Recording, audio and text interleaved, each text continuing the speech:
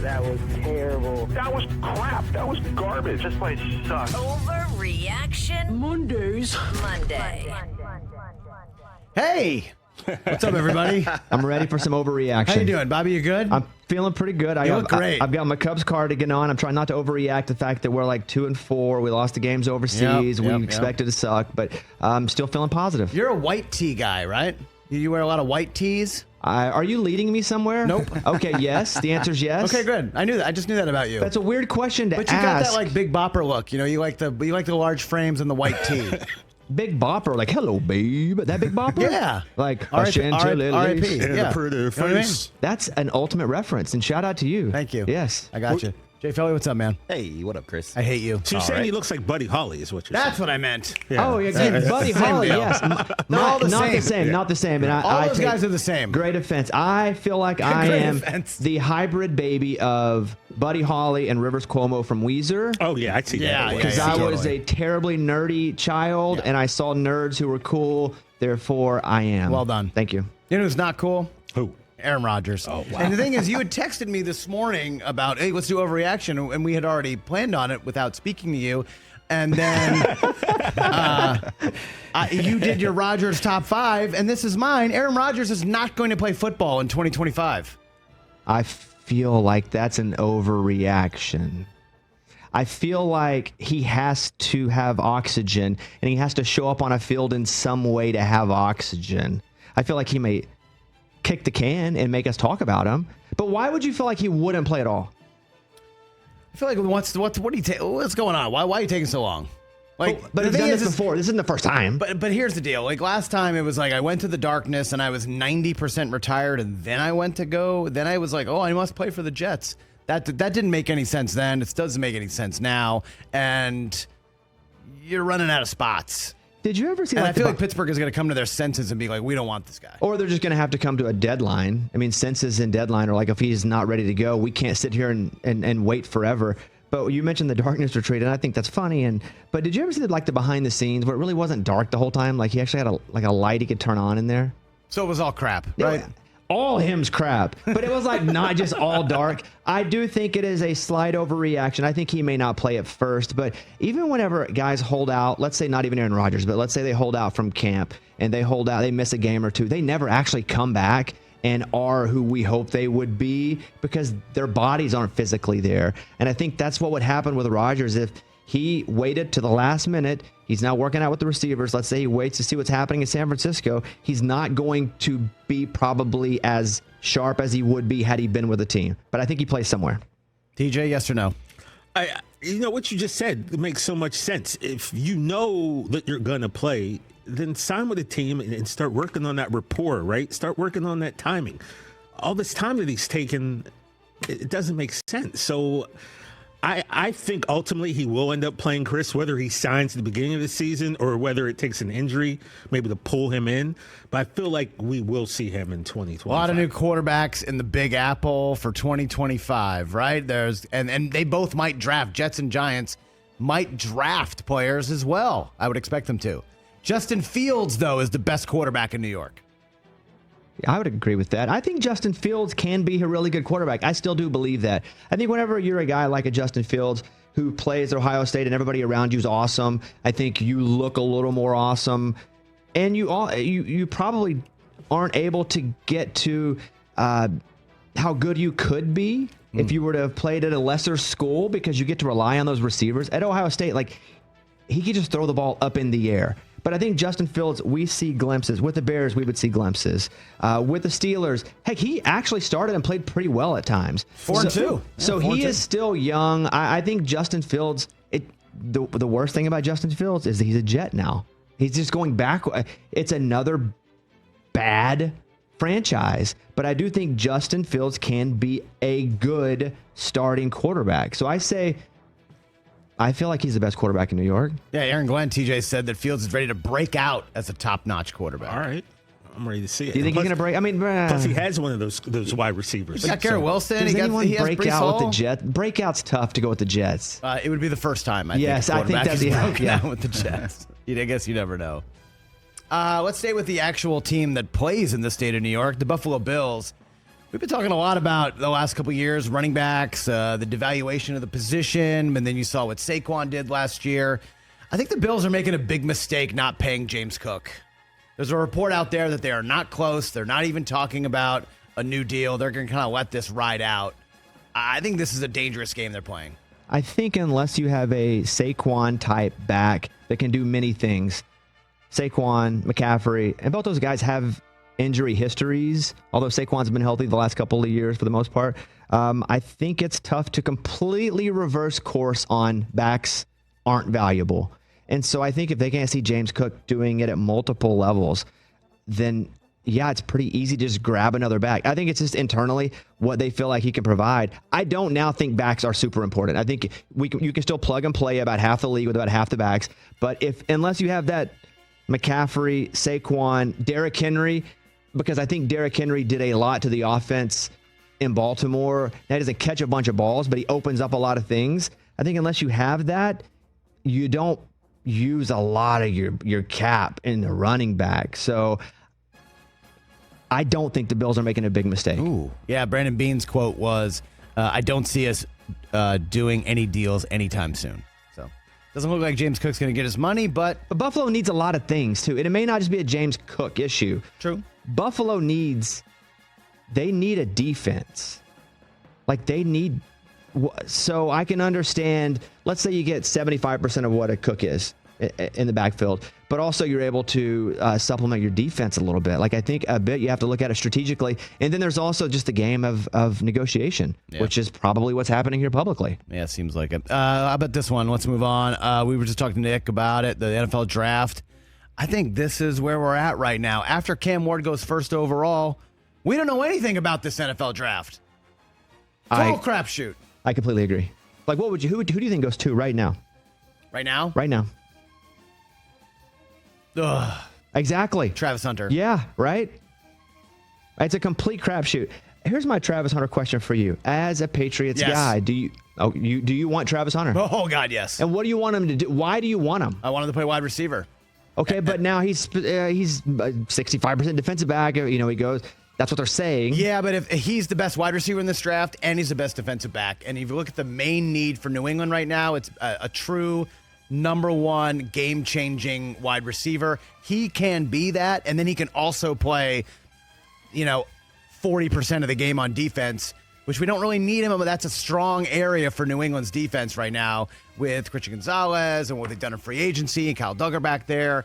And so he can supplement those guys, third down, nickel, whatever, and then really focus on being, the next Jamar Chase, Justin Jefferson, etc. What do you want him to do as a fan? Do you want him to try to play both ways, or do you want him to be an awesome receiver? No, I want him to try to do both. We've never seen it before. He was the story of college football. We've never seen TJ, a guy like this, play out there. We've seen guys kind of dabble, but not 100 to 120 plays a game and just be the best player in college. I want him to try to do it. It would be so cool, and I don't think there's any reason to question that if he could. It's just, will a team let him? One more question about your Pats, because I'm fascinated with you drafting at the top of the draft and not trading back for 72 other picks, because my entire history of learning about the Patriots in the draft is we got a top, but let's just trade and move down. Do you want them to draft and take a top player, or are you trained to also think you can win championships by drafting a lot of players? A lot of holes, a lot of needs. It's like a Noah's Ark situation. We kind of need two of everything. Will Campbell has been slotted there for a long time, but is he the fourth overall player in this draft? Probably not. I love him. I love him on a trade down situation. If the quarterbacks do go in the top three, then the New England is going to get either Abdul Carter or Travis Hunter. That would be awesome. Stick and stay. Take one of those two guys, because they can transform your team, in the ways that dynamic players do at the top of the draft.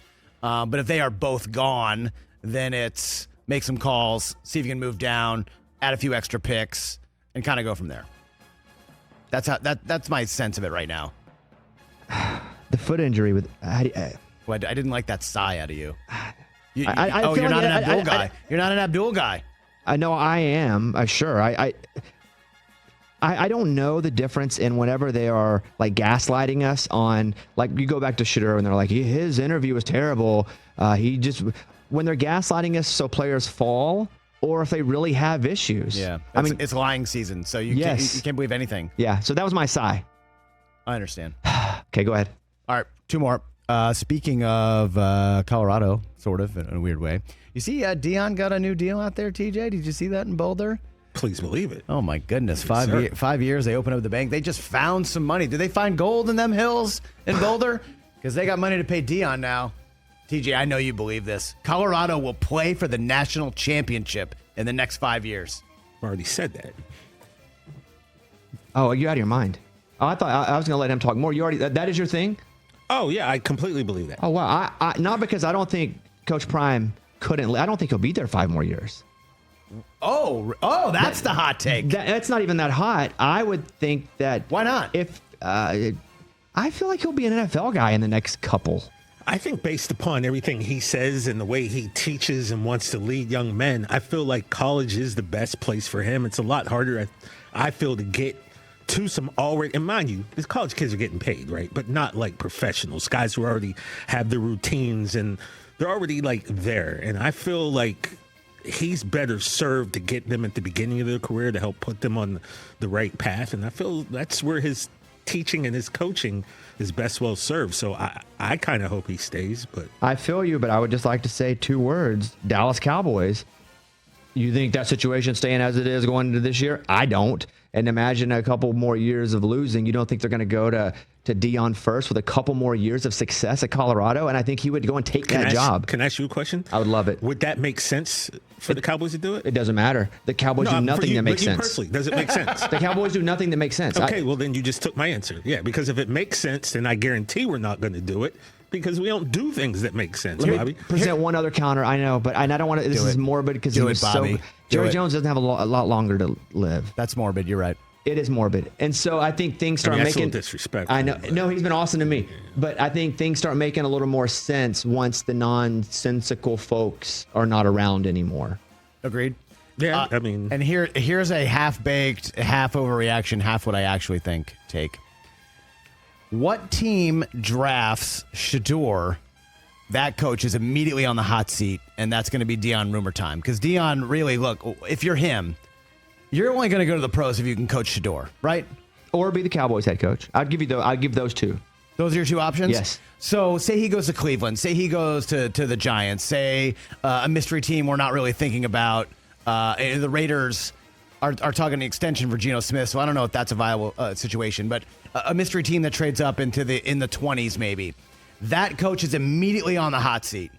Immediately. And I'm wondering if that's a future Deion spot down the road. But, look, 5 years for Colorado. He's got a 5-year extension. It's $50+ million. I think he sees that out. That's very something interesting. crazy happens. I would like to amend what I said. If they do go ahead and win that natty, like I think maybe he bolts after that. Now then all bets are off, Okay. and then maybe he does go. Do you feel, and I never thought this until you said that, Chris, and I think that's why you're an award-winning, astute part of this show. Award-nominated, thank you. Sorry, I mispronounced winning. So... Do you think that there would possibly be a coach that is involved in the decision-making with the general manager who probably leans away from taking Shador because he doesn't want that heat to be on him and only for that reason? 100%. Never thought about that. But think about this. If the Browns, for some reason, take Shador, do you really think Deion's going to leave Colorado to go coach the Browns, even if his son's there knowing the history? I don't know, man. You're giving up the son. If you win a Super Bowl with the Browns, you are a god forever. Yeah. That's been how. I mean, look, I get crap because I know my we're still team waiting. I know hasn't we're still won in waiting. 30 years, even though we do have 5 of them things, but they never come close. I get to it. Ever I win, get it, bro. They've never played in a Super Bowl. Ever. Totally understand. All right, last one, and again, Bobby, this is why we're friends. This is why we are long lost brothers on the day the music died. You hit on this earlier. We started the show with it. This has been the most boring March Madness ever. I'm not into it. I would say I agree that is not an overreaction, but I will also say that I live in Tennessee, and that is one of the states where you can legally gamble on your phone. Sure. and that makes it a lot more interesting. So just for the games itself, I would agree because you Not love in California. Yeah, I Is know. that why you have that Tennessee area code? But yeah, exactly. Is that- Hey, that's why you have that VPNs don't number? work. I tried. They kicked me man. off that thing. Yeah. So I I've would tried, agree. TJ, I've tried. In a vacuum, you are absolutely 100% right. Not in a vacuum where some states have the ability to get on your phone. It has been so exciting. By the way, this is a stat that you'll appreciate then. Favorites in the Elite Eight, Sweet 16 and Elite Eight were 12-0. Favorites as in money line or favorites as in Favorites as spread? in covered the spread. Wow. Public is cleaning up. Yeah, during this I'm tournament. not public then. If I'm being Public is honest. cleaning Yeah, up. I'm not public. I haven't cleaned up. Yeah. I've like mildly mopped up a couple aisles here and there. And the fact that I got Auburn pre-tournament for worse. Worse odds. Yeah, plus 400. Yeah. I put money on Auburn.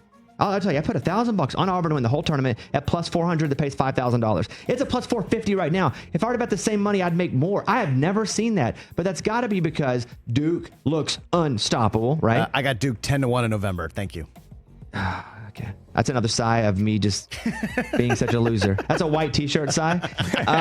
No, you look great at a white tee. And Don't get me then wrong. Houston, they're defensively, like defense travels. Yeah. Again, how are you going to score on those guys? But I agree with you. It has been boring to just the viewer of the games. By the way, in the since you mentioned it in the first hour, Auburn's now 5-1. Well, nice. Well, I can't bet here. Oh my God! You know, by the time I get back home, that will change. Okay. Catch the Rich Eisen Show live weekdays from 12 to 3 p.m. Eastern on Roku Sports Channel in the U.S.